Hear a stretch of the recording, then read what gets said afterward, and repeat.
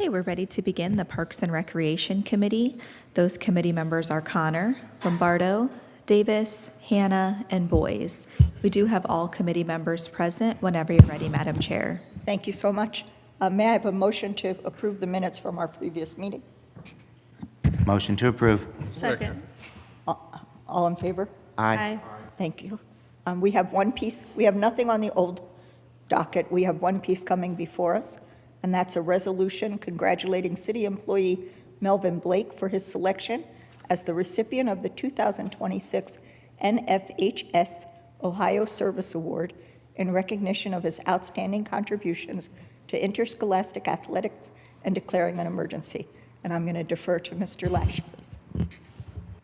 Thank you, Madam Chair, members of council. We're very proud to come before you this afternoon in recognition of our friend and colleague, Mr. Melvin Blake. We're very proud of the recognition that he received from this organization on Friday, and he's been doing a lot of work for many years. We're very proud of him, and we're very proud to call him our colleague and our friend, and we're very proud of this recognition that you all are bestowing upon him today. So we're just very happy and very happy for him. Thank you. Any comments? Councilman Lombardo? Sure. Thank you. Well, it's no wonder why you got this award. I know there's times that I've called you for different things with the fields and everything like that. So being very responsive and just trying to be helpful to all those groups out there makes them, at ease, and any, work that you've done for them, that's certainly appreciated. So congratulations. Councilman Hanna? Thank you, Madam Chair. Congratulations, Mr. Blake. This last name Blake, is synonymous with the city of Akron. I don't think there's not too many people that don't either know you or your family members, and they all do well. I want to congratulate you for all that you do for the city, and I think I met you in your office one time, and I knew what you were about. So congratulations. You deserve that and then more. Councilman Kamer? Thank you, Madam Chair. Appreciate the opportunity. Melvin Blake, he does an extraordinary job for the city of Akron. Where we are very fortunate to have him as a city employee, but for sure down at the Firestone Stadium, where I work with Melvin, and he does a tremendous job, along with the two ladies that are here in the gallery too. They do a wonderful job down there with the programming and the softball tournaments and stuff like that. So couldn't happen to a better person. Melvin, you're a great guy, and we've had a great relationship over the years, and congratulations, man. Congratulations. Any other comment? Councilwoman Immobile? And he just touched. Good afternoon. Thank you, Madam Chair. Can you hear me okay? Yes. Good. Mr. Blake, I know your mother would be in the gallery if she could, and I can't believe your sisters are not there. But anyway, I know you, your family, and certainly I know the quality of your work, and I know the family is extremely proud, and we are too. So congratulations to you, and I'd like to hear more about this award at some point. Thank you. Thank you. Mr. Lesh? Yes, Madam Chair, members of council. First of all, again, not to be redundant, but we're very proud of this moment. But we also have our colleagues, both Brittany Schmokel, who actually is the Recreation and Parks Manager, and Lori Chenevy, who is our events coordinator. And I wondered if it would be okay if you would indulge us if they had a few short words. We would love to. Ladies?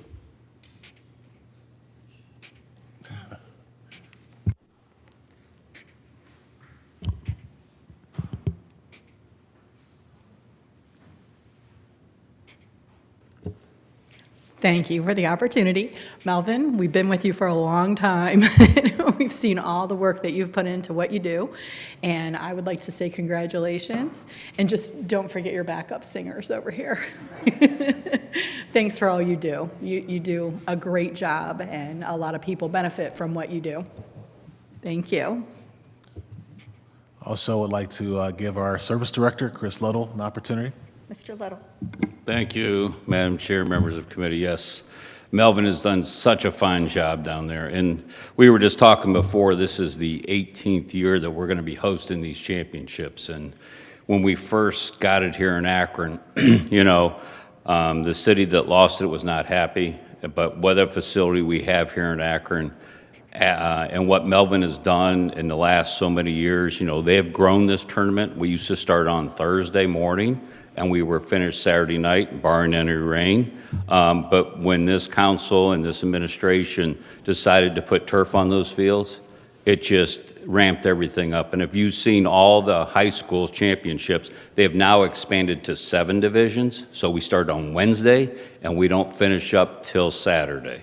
So, whether it's rain or if it's hot, being out there for all those times, and I've had the opportunity to go down there and talk to, the administration from Ohio High School, and they are so happy to have us hosting, and they continue that operation, and it goes to Melvin. But what I'd like to also say is you see some of these great softball programs, whether it's from way down east, around the Steubenville area, or way west south in the Cincinnati area, Toledo area, Ashtabula area. You have some of these same coaches that come, maybe not every year, every other year. And when you hear it from the Ohio High School, how well Melvin and his staff does, and Melvin probably isn't real comfortable right now, he has a fantastic staff down there. But when you hear a coach, whether it's way over by Indiana, and it's the 4th time they've come in 6 years, Melvin does such a great job. I mean, it's called pride of ownership. He's taken that pride of ownership, and it just trickles down through the whole staff. So I really want to thank him for this, a well-deserved award, and we should be very proud of this employee. Thank you. Thank you. Thank you. Madam Chair, Councilwoman Davis has her hand raised. Councilwoman Davis. I'm having problems with my emoji. That's why I waved my hand. But I want to say congratulations to Melvin.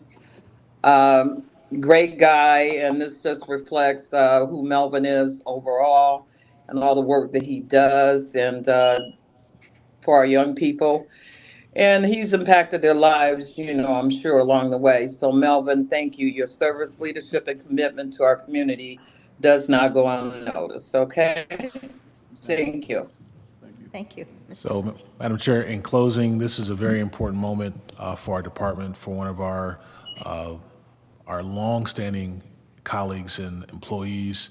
But not only is this showing or showcasing his leadership, but just consider the economic development and the dollars that come in as a result of a lot of these tournaments.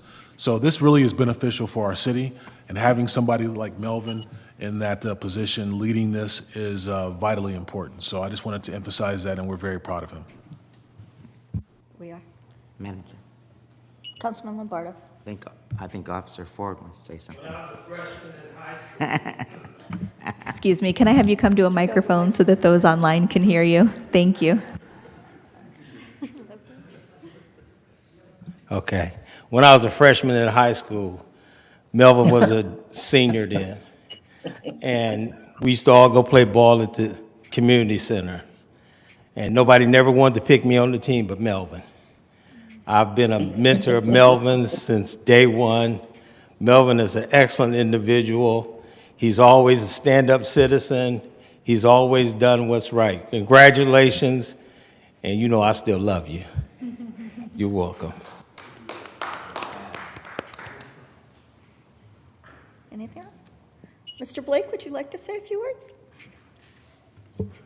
Just very briefly, thank you very much. I really appreciate this. A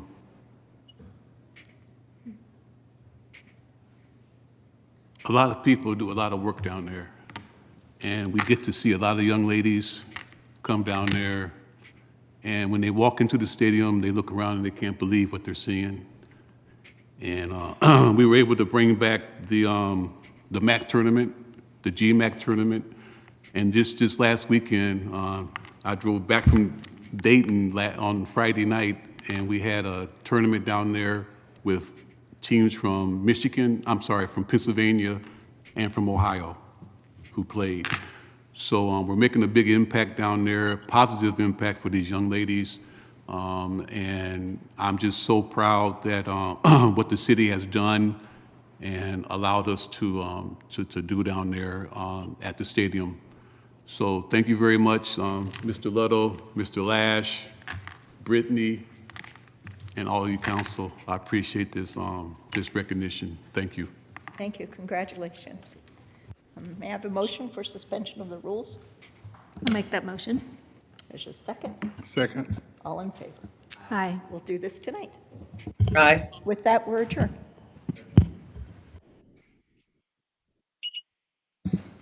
Our next committee today will be the Public Service, Public Utilities, and Green Committee, and it will begin at 2 o'clock.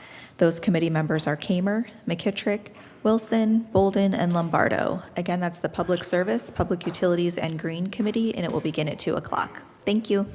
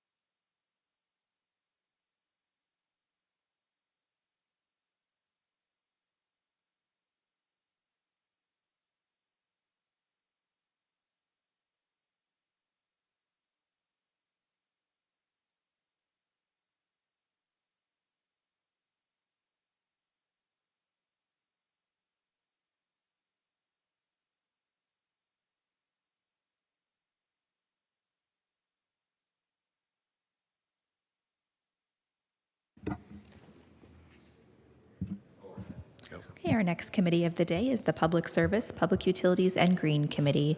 Those committee members are Kamer, McKittrick, Wilson, Bolden, and Lombardo. We do have all committee members present whenever you're ready, Mr. Chair. Thank you, Sarah. Yeah, I'd like to move forward with the public service meeting to order. All members are present, and we did hold a meeting last week. If we can approve those minutes, please. So moved. Second? All in favor of the minutes, say aye. Aye. Anybody opposed? All right, well, thank you. We have two new pieces in front of us today, and our first one is a resolution declaring it necessary to improve various off-street parking facilities in the Kenmore Business District and the Canton Road Business District by sealing, resurfacing, and repairing, painting, parking space stripes, sweeping, removing snow, cleaning sewer openings, providing lawn, turf, shrub, and tree maintenance, litter, and other general cleanup, and otherwise improving and maintaining the same, and all when and where necessary, and declaring an emergency. And we have our very own Service Director, Chris Luddle, with us today. Thank you, Mr. Chair, members of committee. This is our annual assessment to the abutting or affected property owners that use these parking lots, one off of Canton Road and one off of Kenmore Boulevard. What we do is we take the true cost from our previous year. So this is for the 2025 season. So snow removal, like you said, sweeping, cleaning. We do some minor landscaping, ground maintenance, and then we send them an estimate or a bill. They do have the option to object, and then we would have to have a assessment equalization board hearing. We sent that to them. Everybody agreed on the costs.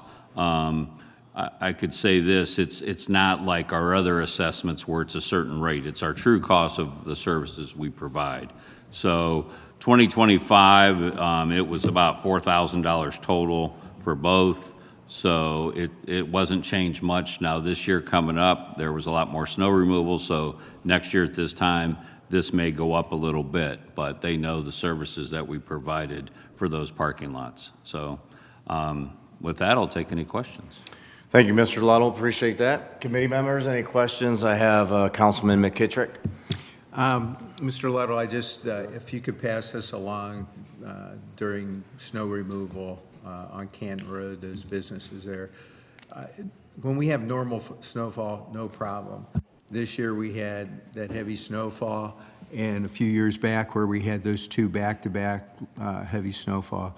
I had numerous calls from the people who are tenants in those buildings there because they've placed big mounds of snow in the parking lot, partially in the driveway, just not toward the back of it, just like in inconvenient areas. And sure. I know this year they got on it real fast and got it moved because one of the tenants was getting a shipment and a truck had to pull in there to offload. So they did get it done like, I think on a Friday so they could get their shipment on Monday. But just if they could try to be cognizant of that when they're plowing back there. Thank you. We sure will. Thank you for the information. Thank you, Councilman. Any other committee members? All right, I see Councilwoman Boyce. Thank you, Mr. Chair. Question about the parking lots off the South Alley. I know those have been needing restriped. We striped them ourselves back in like 2020. Is that something we can get to this year? Sure can. Awesome, thank you. Thank you. Anyone else with us? Okay, consent okay, Chris? Yes, sir. Motion for consent. Second. I have a motion and a second for consent. All in favor, say aye. Aye. Anybody opposed? All right, thank you. Moving on to our next piece and our final piece this afternoon is ordinance ratifying the actions of the Director of Public Service or his designee into entering into a contract or contracts with Kenmore Construction Company without publicly advertising for bids for the emergency repair of a water main and declaring an emergency. Chris. Thank you, Mr. Chairman, members of committee. Yes. Last fall, we had a 16-inch water main fail on Spicer. I think it was 535 Spicer Street, which is about 3 blocks south of Exchange. Kenmore Construction was up on Exchange, so we talked to them. It was limited mobilization. They came down. It's about, the water main's about 10 feet deep. It was under, it's it's 1920 cast iron pit, but it was underneath a 6-inch water main that was 1907. So being that deep, we decided to have them do it. They had to bring a box in and repair this main. We recently just got the invoice from them, so this will allow us to pay them. All right, well, thank you for that. Committee members, any questions or comments? Any other one with us today? Councilman Hannah, please. Thank you, Mr. Chair. I'd like to know what's the procedure if one of the council person submit a concern with a street in the ward. I've been asking for the last 6 months on Sherman and South Street. There's a big dip there. And I have to go around and all the residents and anybody who's coming through that dip is so low that it will take off your, your under part of your car if you go in there, if you drive straight across of it. So what is the procedure? And So obviously, the first thing would be easiest is call 311 or submit to 311 that there's a depression in the road. They will look at it, and we have a running list.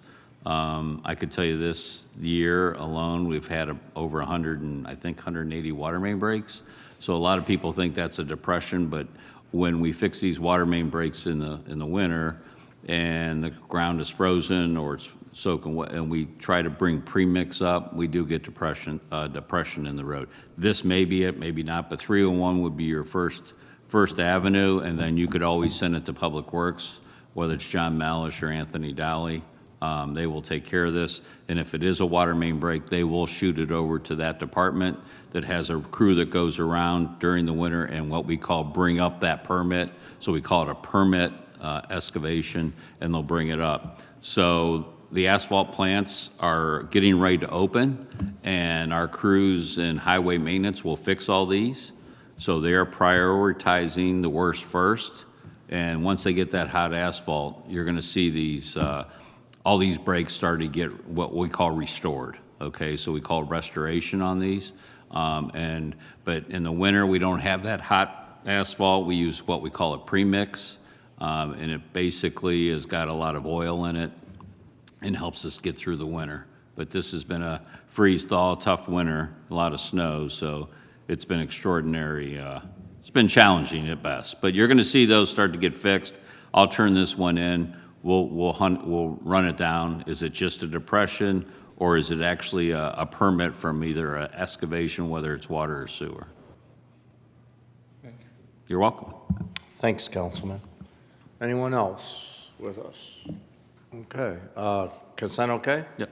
All right, committee? I'll make that motion for consent. Second. I have a motion and a second for consent. All in favor, say aye. Aye. Anybody opposed? All right, we'll put that on, those two on the consent agenda. We are adjourned. Our next committee today will be the Public Safety Committee, and it will begin at 2:15. Those committee members are McKittrick, Kamer, Lombardo, Hannah, and Garrett. Again, that's the Public Safety Committee, and it will begin at 2:15. Thank you.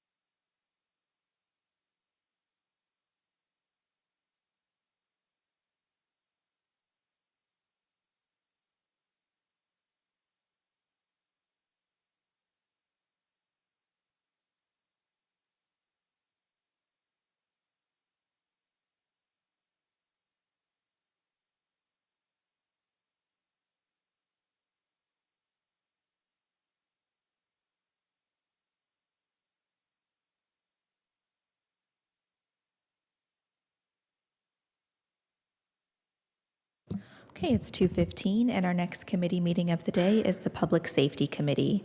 Those committee members are McKittrick, Kamer, Lombardo, Hannah, and Garrett. We do have all committee members present. Councilman Garrett is joining the meeting now. Whenever you're ready to begin, Mr. Chair. Thank you, Clerk Viviano. I'd like to call the Public Safety Committee to order. We have minutes to be approved. If I could get a motion in a second. Motion to approve. Second. Motion and a second. All in favor to approve the minutes, aye? Aye. Any opposed? Okay, thank you. We have one piece that's on the regular agenda, which we'll continue to ask for time for. We have another piece that came in and was on the consent agenda and was pulled back from the consent agenda, which is a resolution in which City Council and the administration commit to working together to establish a pre-activation look-back requirement for all body-worn cameras utilized by officers of the Akron Police Department and declaring an emergency. I don't know if anybody has any comments or questions in regard to this. If not, Council President Somerville would like to bring this out of committee for a vote this evening. I have a comment. Okay, Councilman Lombardo. Thank you, Mr. Chair. I just have some concerns with this, resolution. I know it's, possibly just starting discussions and things like that, but I just, not knowing the cost that this would that the city would incur is a concern of mine. Beyond that, I mean, we have so much going on with our police right now regarding that use of force study. I think the perf. I just feel like, why don't we wait till that comes back first? Beyond that, it just seems the more we pick and pick and pick at this profession, it's going to leave us without any of those men and women in blue, because it will, has an impact with recruiting and retention and all that. So, we're always trying to find something instead of just letting them do their job. So that's really all I wanted to say. Thank you. Thanks, Councilman. Councilman Garrett. Thank you, Chair, for the opportunity to share. This is of major importance. When you really sit back and think about being able to get this thing right, making sure not only we protect our officers from if there's ever an opportunity where they can be exonerated, if there's ever an opportunity that there's something that's unclear, we have the technology, we have the ability. Other cities, other municipalities are doing it who are accredited. This is something that we're looking to do as well. It's just, I don't want us to be one-sided when it comes to the budget, when it's okay for a 15% raise, when it's okay to have discussions about overtime. But all of a sudden, when it comes into public safety, and this is after doing town hall meetings and talking to individuals, this is important to them. And to use the fact that budget may not or may be an issue, it doesn't really hold, Chair. In addition to that,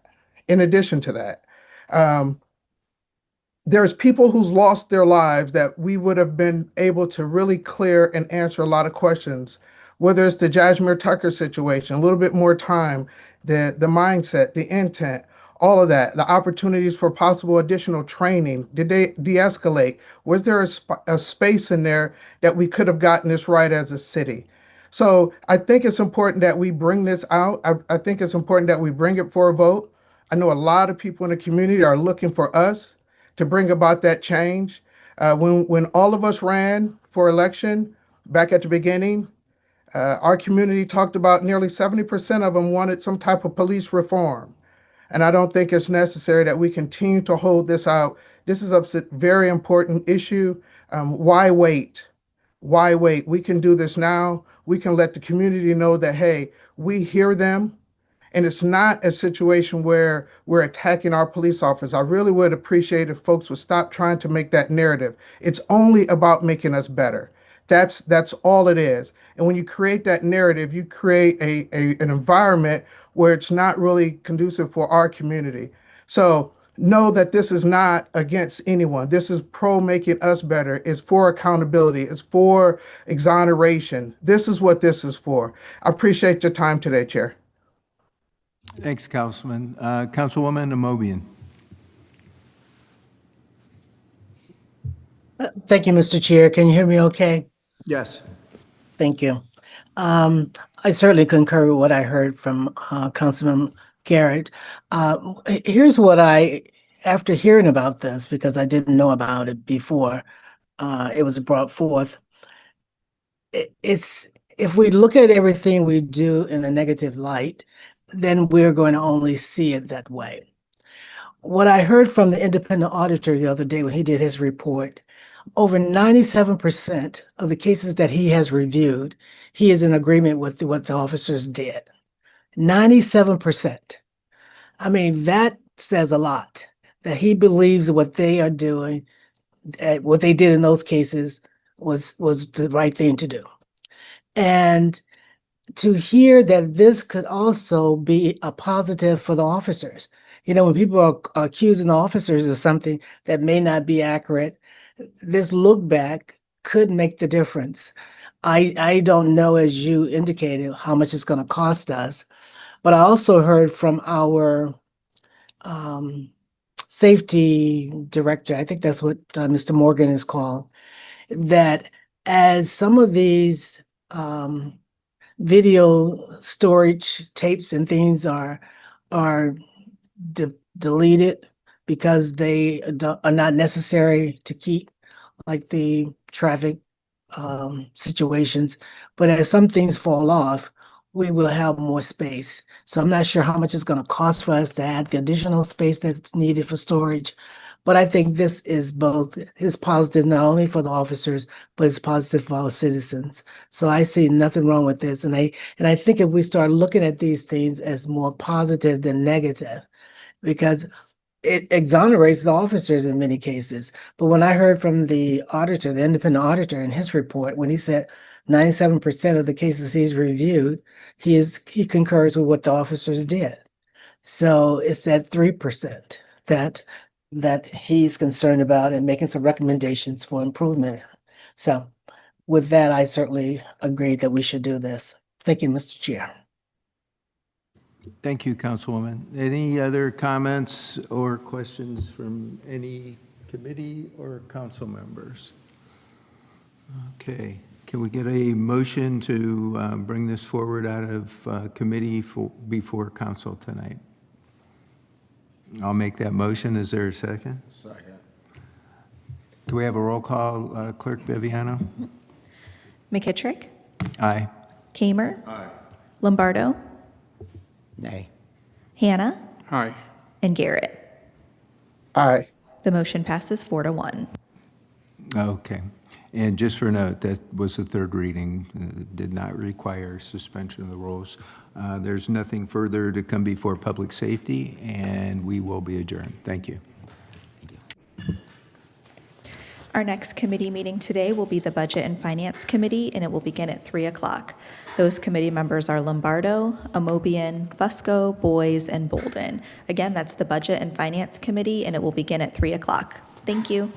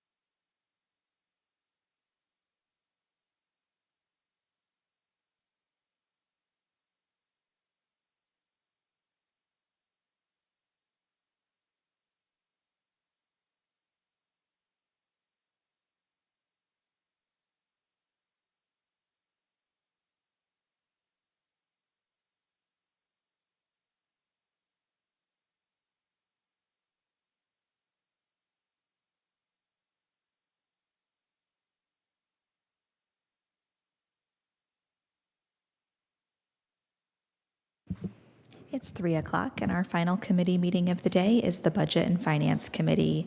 Those committee members are Lombardo, Amobian, Fusco, Boys, and Bolden. We do have all committee members present whenever you're ready, Mr. Chair. Thank you, Clerk Viviano.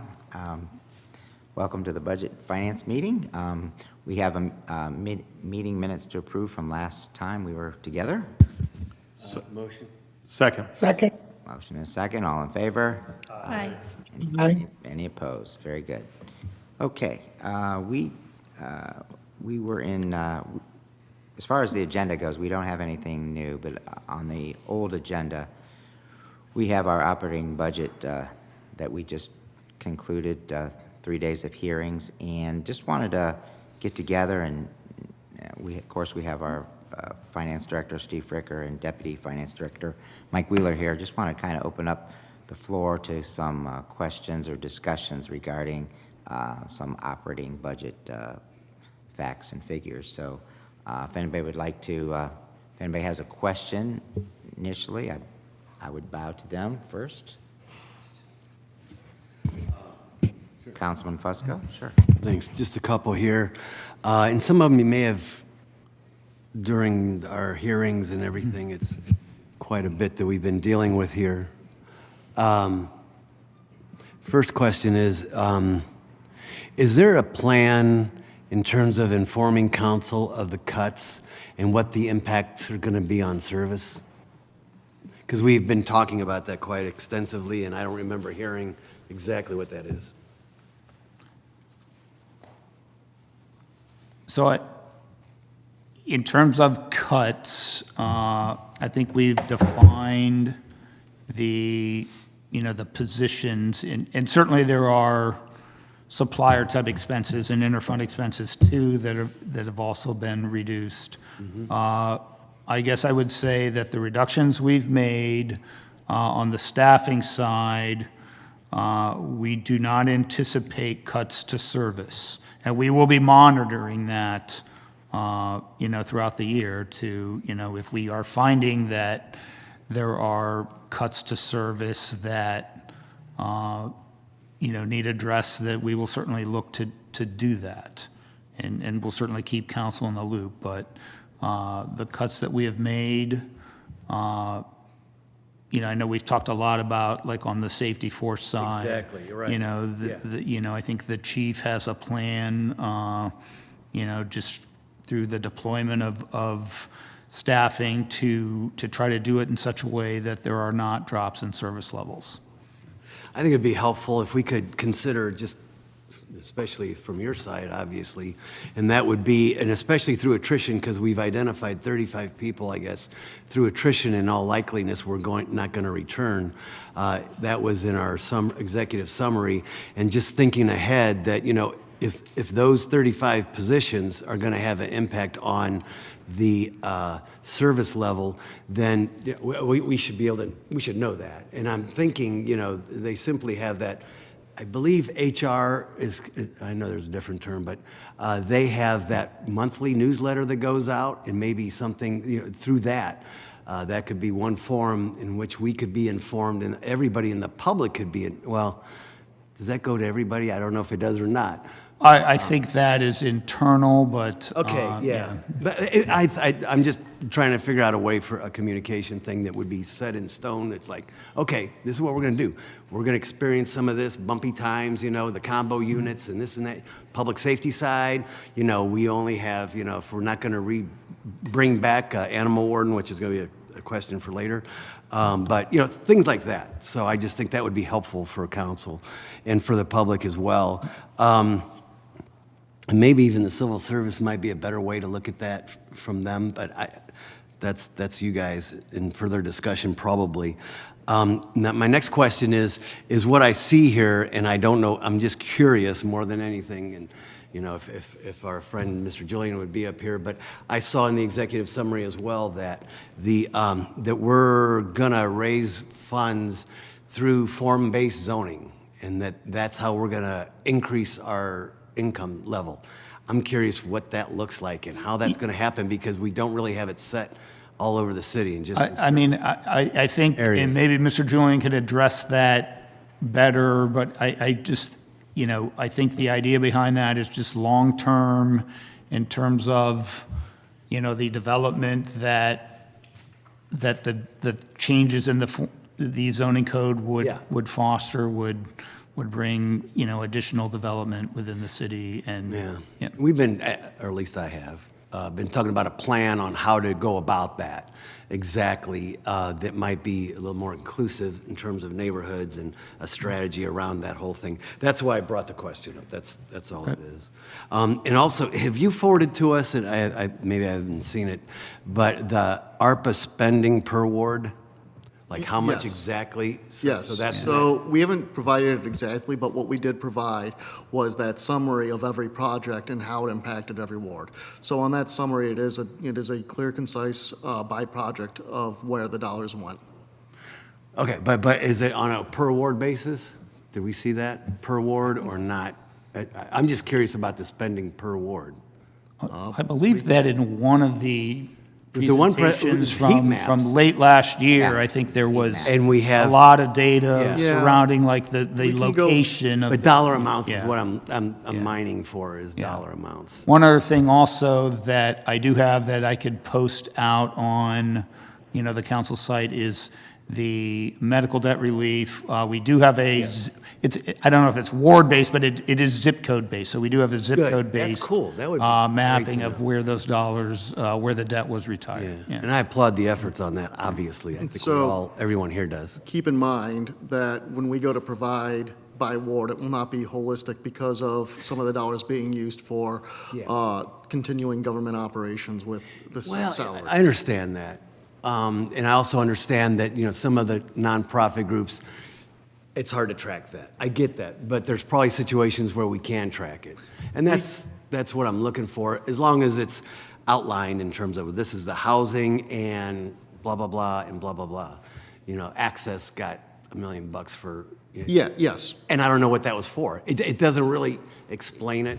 I don't think so for council, but that was for the health center, if you're talking about access point. So that's what the $1 million was? Yeah, It was for that health center across Okay, from house it was our part, because it didn't really say that within the description. That's very helpful, thank you. What else do I got here? One more. Go ahead. Yeah. I'll have more later. Yeah, so that's fine. I wanted to call on Councilwoman Linda Amobian. Thank you, Mr. Chair. I think Mr. Fusco brought up a couple of things I was thinking about as well. I'm thinking that, and this is just my basic knowledge of form-based zoning, that it would probably bring some of these small businesses out of the shadows. People that are doing things in their homes and have been, because I think it includes people doing business within their homes. I'm not sure how much of that would generate revenue, but I'm thinking that might be part of it. And I was going to ask Mr. Julian about that. The second point I wanted to make is a question I directed to you, Mr. Fricker, this morning. I think it's helpful for all of us to know that the overtime reflected overtime for the entire city, and that most of it is first responders, and the third one was for service. And we know that those individuals who, pick up our leaves and remove our snow and all the other things, that they work overtime and do a wonderful job for us. And what I really want to reiterate is what the fire chief said, is that his plan is to manage.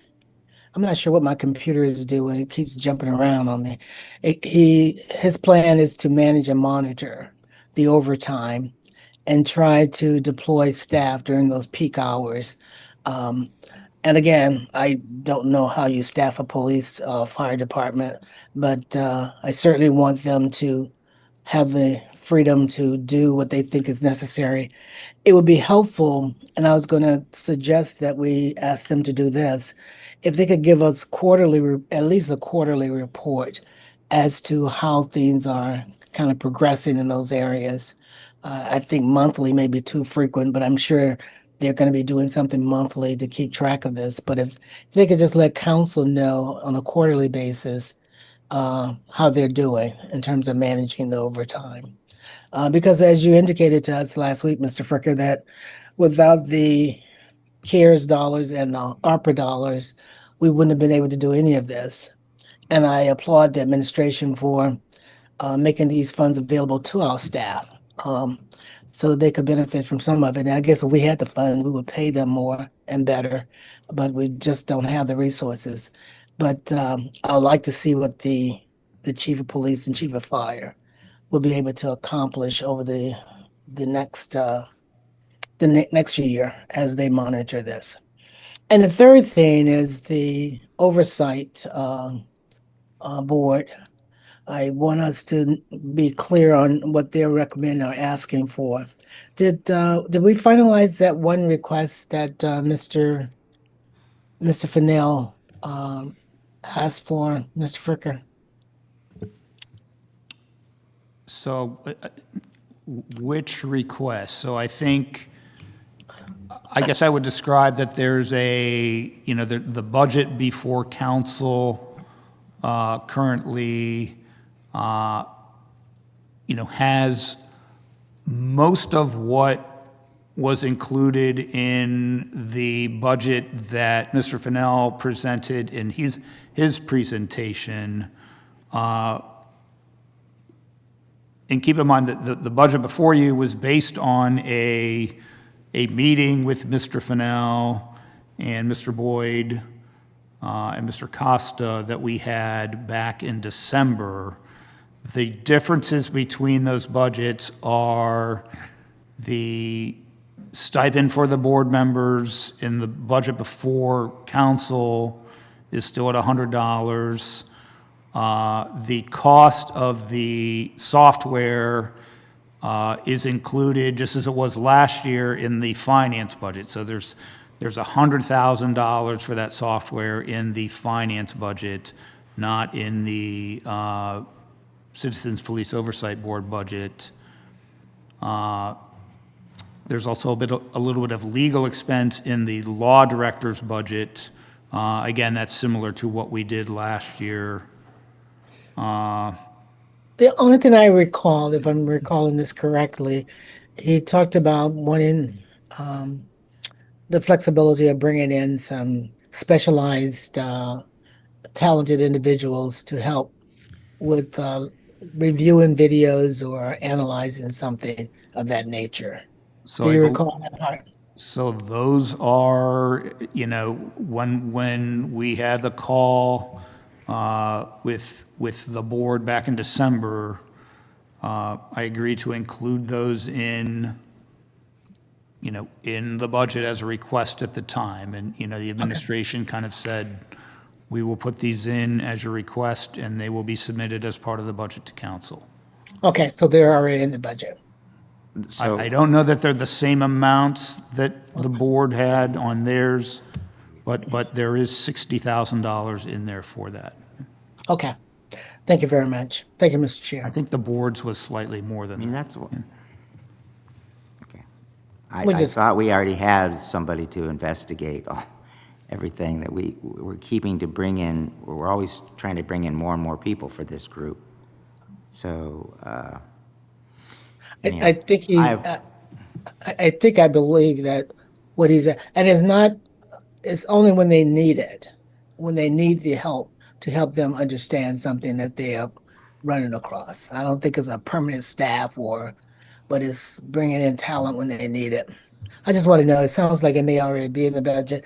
Could you double check that, Mr. Fricker, make sure that? Well, so it's a contractual expense, but again, because of the nature of how that budget works, if those dollars were added, then, future budgets would be contingent upon the level that is set. So I guess I would say it that way. Okay. So we got to figure out whether it should be included in their budget or somewhere else. Anyway, I just need to clarify that. Okay. Thank you. Thank you. I just had a question myself regarding, budgeting. There's two sides to every budget, right? The expenses and the income. And, the more, we always try to cut expenses. But then, if we keep cutting and cutting and cutting and maybe sometimes risking services, then we need to look at more sources of revenue. And some information that I was looking at talked about how we had, $309 million in gross receivables, and we reserved $92 million as uncollectible. So how, and I think this came up a little bit with our budget hearings as far as how we're using maybe the Attorney General's office to do our collections, but it just seems like we have a lot of money out there on the table, and even with special assessments, receivables amounted to $70 million. So how are we being aggressive in collecting our outstanding receivables? So that receivable number that you're quoting is almost entirely attributable to delinquent special assessments. And this is a problem that goes back to around 2008, 2009 in the Great Recession.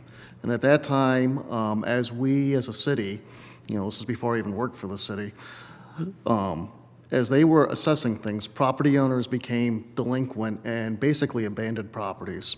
So what has been going on for the past 15 years or so, if not longer, and primarily, again, this is from the 2008 to 2010 time period, there was demolitions, there was nuisance cleanups, and lots of properties that were assessed, but nobody paid for it.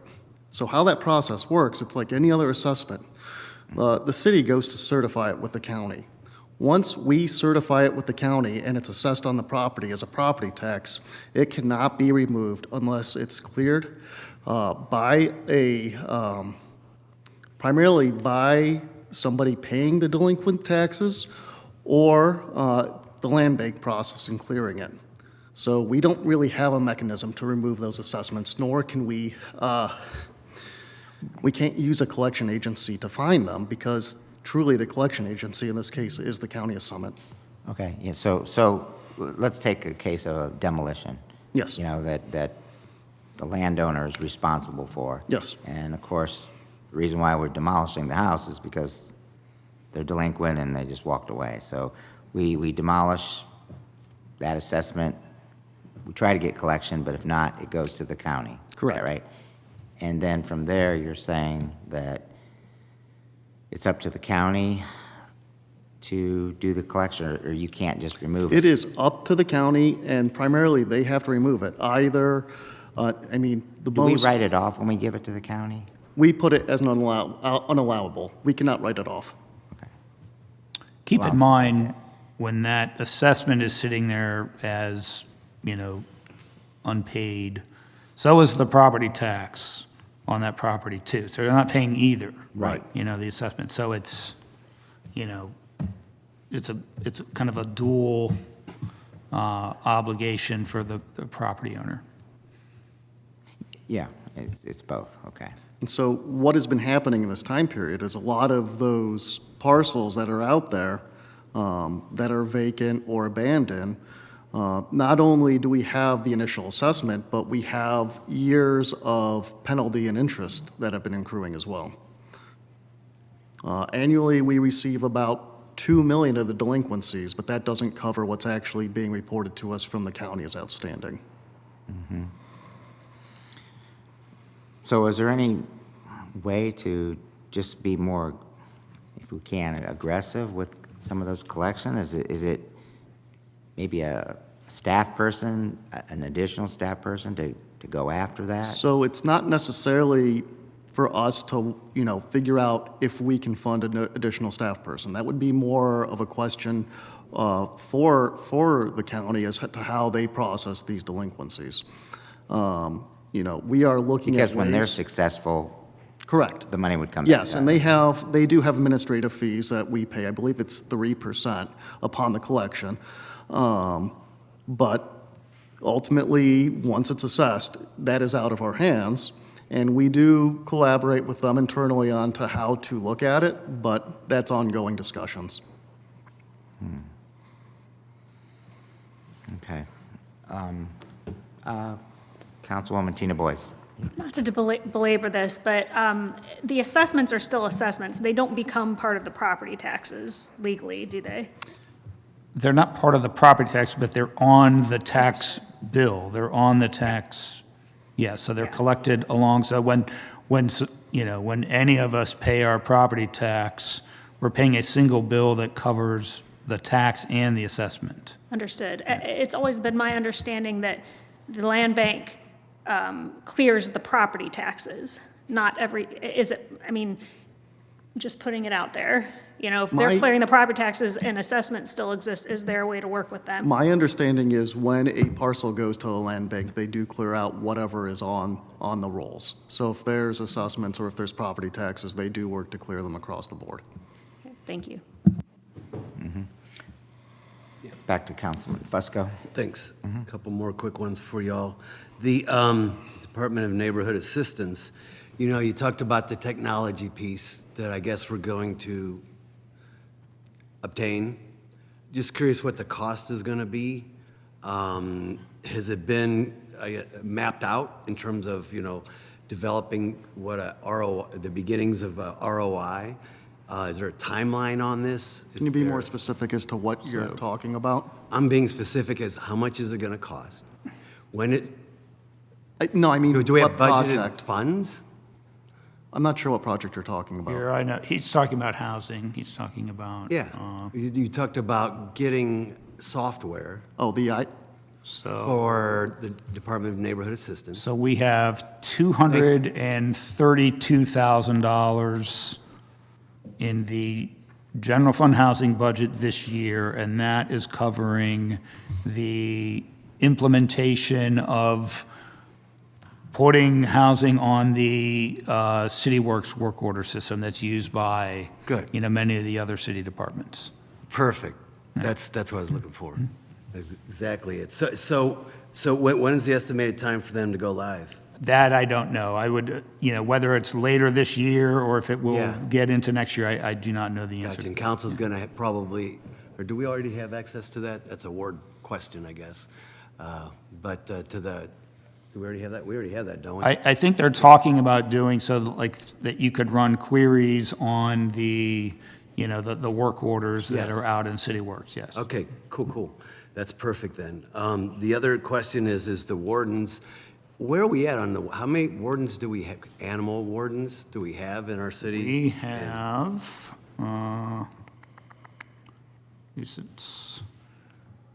we have 2 wardens and really 3. So we have 2 animal control wardens and 1 lead animal control warden. Okay, so we have 3 altogether. Yes. Because you just hear a lot about whenever the police have got to go out and chase the dogs, and probably in off hours, I'm guessing, but still. So I think one thing, obviously we have a large increase in what we're going to be paying the county for Summit County Animal Control. It's my understanding that they are setting up, and someone could probably explain specifically what they're doing, but putting in some type of location at the facility that police officers or whoever from the city would be able to drop off animals in a more, just have an easier way of handling that than what currently exists. So I think that, to some degree, has been addressed in this new contract that we have. Okay. Yeah. Okay, cool. So if we budgeted, say, because we have 1,982 or something budgeted? 1982 is our full-time count number. Yeah. What happened if we would say shoot for 1,960? Okay, not budgeting for 25 of those 75 positions or so. Does that mean that we would save X amount of dollars, like $2 million or something like that? Because if we're not intending on filling those spots, but we're budgeting for those spots, I'm just curious how that works from a budgeting standpoint. So I think as those positions become vacant, and again, we don't know which ones they're going to be. Okay. We will look at each one of those on a case-by-case basis. one of the things that you're asking is, will council be kept apprised of any changes in service levels? So I think, one of the things that we will try to do in evaluating each one of these as they become vacant is, will this result in a change in service levels? And, and try to, pick and choose which ones would have the biggest impact or not have an impact. Yeah. So that's all part of what we'll be looking at. But the answer is yes, to the extent that, of the 1982 that we are budgeting for, and right now those are all, I guess I would say the intent, if they're in this budget, is to refill them, as they become vacant. But again, that's what we're going to look at. So, but they are included to be budgeted and refilled right now as part of this budget. Thank you. Switching over to like water and sewer charges, do we have any unbilled charges for those two areas? Yes. Because that's not something that we would send to the county. That's something No, some of it is is, we do send some of that to the county. Oh, you do? Yes. Is it lien? What's that? I'm sorry. Yeah, well, that's fine. Thank you. Is it lien? Is that how you send it to the? Yeah, it's just like any of the other assessments. We assess it, and it's a lien on the property. Yeah, so once it gets past effectively a point of reasonable collections, typically we will try and send what we can through the certification process to the county in September. Where would we be in line on a public utility like that? In terms of, I know the first one is, the county? Are they the first one in line? Once we assess it, we're first in line. Okay. Yeah. For the utility? Or It's real an estate assessment. tax? For any assessment, yeah, we're it's first just in line. Assessments are Yeah. first, taxes are later? Yeah. Yes. Okay, good. I used to know that. Thanks. One thing I wanted to make clear is on your water bill, all those charges, why is it going to the county? Like, after we try to collect, isn't the end result shut off? It is. It's shut off, but there's still a balance due. And then it goes, okay. Yeah. Okay, so it's not like there's charges. Now, keep in mind, it's being assessed to the property owner. Property owner, right. Yeah. Right. I got you, okay. Boy. All right, did you have a question? Okay. I had two, if that's okay. That's fine, Councilman Wilson. A quick one. Do we have an MOU with the county about this process? I'm just very curious about that process. Or is this just some sort of? I think it's at the state level, anything that is put on a property taxes by law, a county function, and Cool. yeah. Thank you. I'm just very curious. I haven't brought this up yet, but we've been talking about the CPOB, the Citizens Police Oversight Board, and their stipend.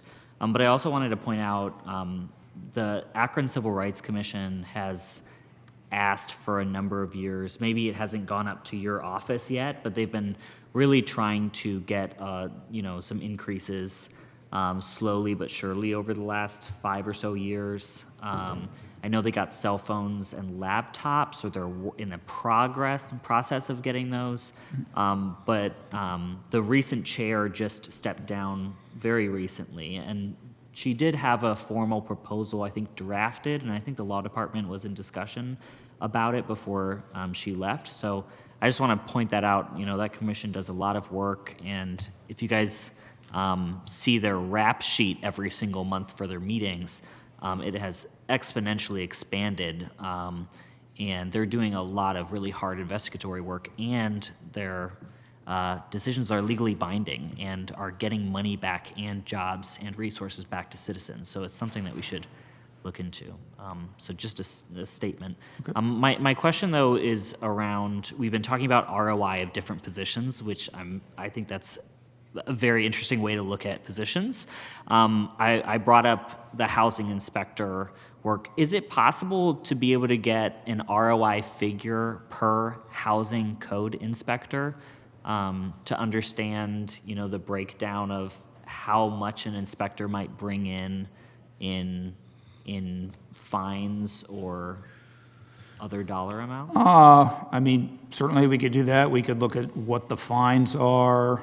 I think a more appropriate metric for that would just be the number of, properties that they inspect, and, because not all of the inspections result in fines. So, it's, hopefully they're not having to fine anyone, and they're finding that all of these houses are up to code. Obviously, that's not the case, but, so I think you could certainly look at, we could look at what the fines that collected are and by the number of inspectors that we have and come up with a number, but I think it also makes sense to look at how many properties they actually are inspecting. Yeah. Okay. Because it's not fines assessed, it's fines collected. Case is closed, I think. Yeah. Case, yeah. Yeah, case, measuring that as well, I think would be. Yeah. I just think that's an interesting, I'm a very strong advocate and have been for increasing our housing inspection code staff. It's a clear opportunity to get a small amount of revenue, but also an incredible amount of more oversight into an area that we desperately need. We all get housing complaints. We've all seen the desperate impact. So I just want to, forward that again. This is really an area that I think we should be advocating for. Thank you. Thank you.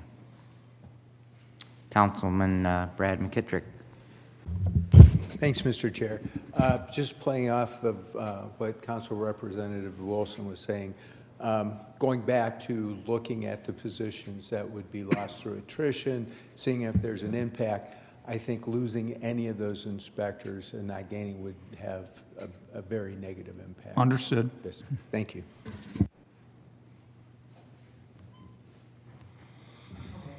Yeah.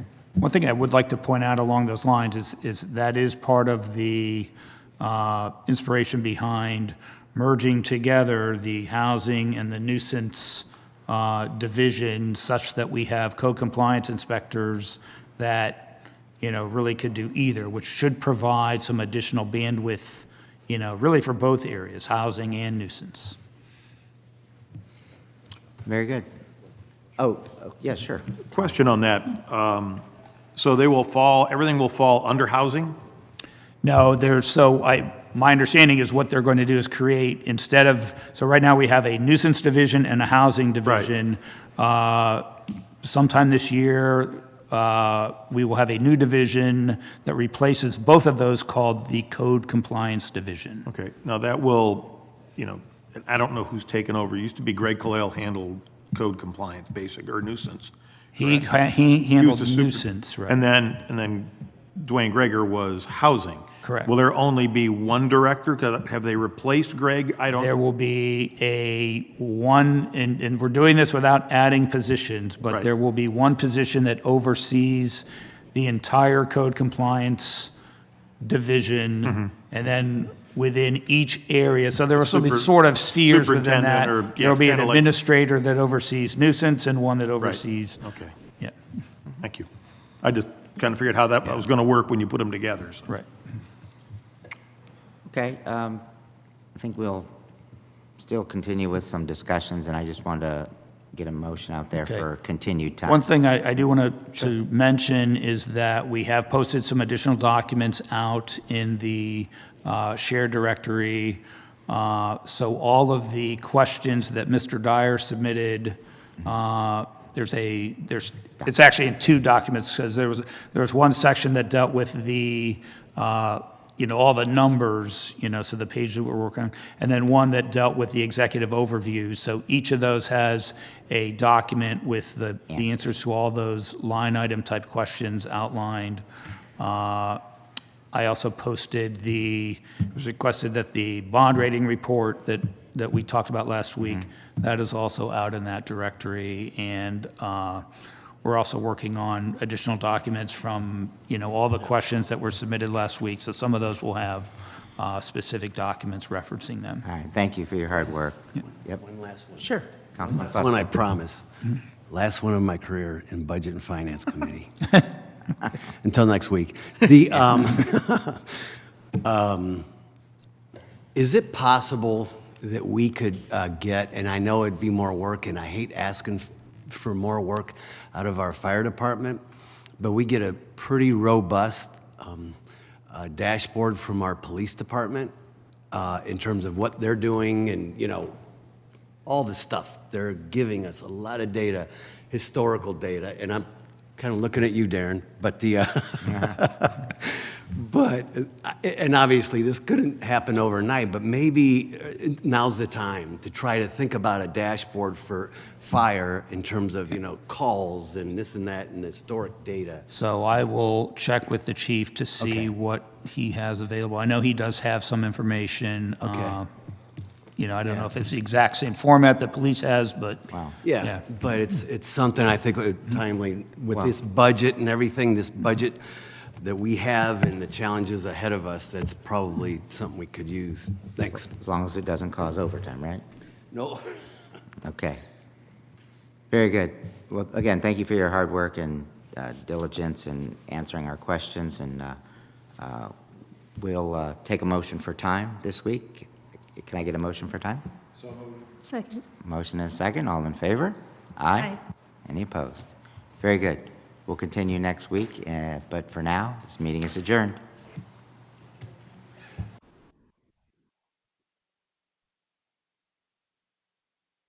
That is our final committee meeting of the day. Council will meet in regular session at 6:30. Thank you.